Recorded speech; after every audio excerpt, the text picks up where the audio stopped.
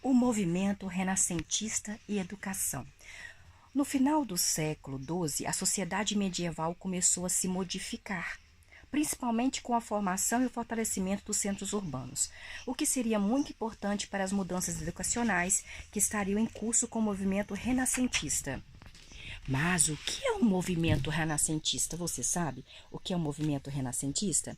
Entre os séculos de 1300 a 1400, o mundo ocidental produziu um dos mais inovadores movimentos sociais, econômicos e culturais da humanidade. O Renascimento, que lenta e vagarosamente já vinha se insinuando no mundo ocidental, culto há mais de tempo, mas que se consolidou durante o século XVI, início do século XVII, com o Iluminismo. Mas o que realmente vem a ser o Renascimento, você sabe? Renascimento, renascença e renascentismo são termos equivalentes usados para definir, ou melhor, para indicar um determinado período da história europeia.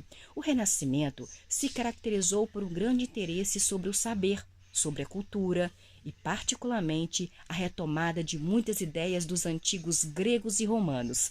Foi também uma época de grandes descobertas e explorações.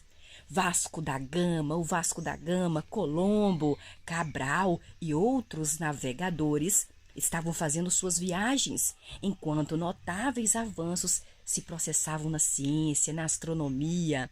Os compositores passaram a ter um interesse muito mais vivo pela música profana, aquela música que não é religiosa, inclusive escrevendo peças para os instrumentos, já não usados somente para acompanhar vozes. O fenômeno do Renascimento foi o ponto de partida rumo ao desenvolvimento do capitalismo moderno. Este movimento impulsionou várias mudanças extremamente significativas na Europa.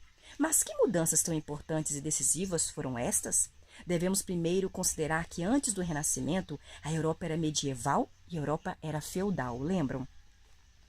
Portanto, a Europa era baseada em uma sociedade relativamente estável e fechada com o feudalismo e medieval, que aos poucos ia se desestruturando, principalmente devido ao processo de abertura e expansão marítima e comercial.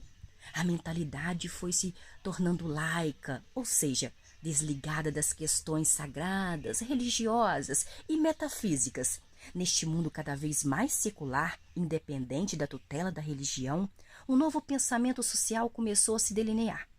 Ainda não se podia afirmar que este pensamento era científico, mas evidentemente havia uma tentativa rigorosa e objetiva nesse sentido, de forma que as instituições políticas e sociais, as nações, os estados, as legislações e os exércitos conduziam os estudiosos a pensá-los como consequência da consciência, da vontade, do discernimento, da intervenção humana nos rumos dos acontecimentos, não mais como resultado da vontade divina, como era no feudalismo, na época medieval. Abandonou-se a ideia de uma realidade estática, imutável e de origem divina.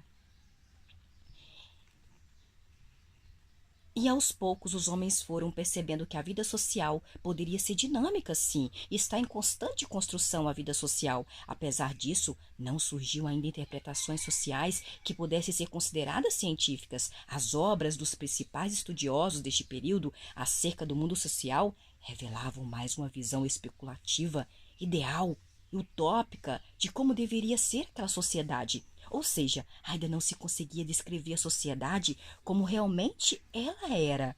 Mas, sem dúvida, é exatamente nessas obras ainda especulativas que vamos encontrar o germe do pensamento social moderno. Ou seja, o início do pensamento científico sobre a sociedade.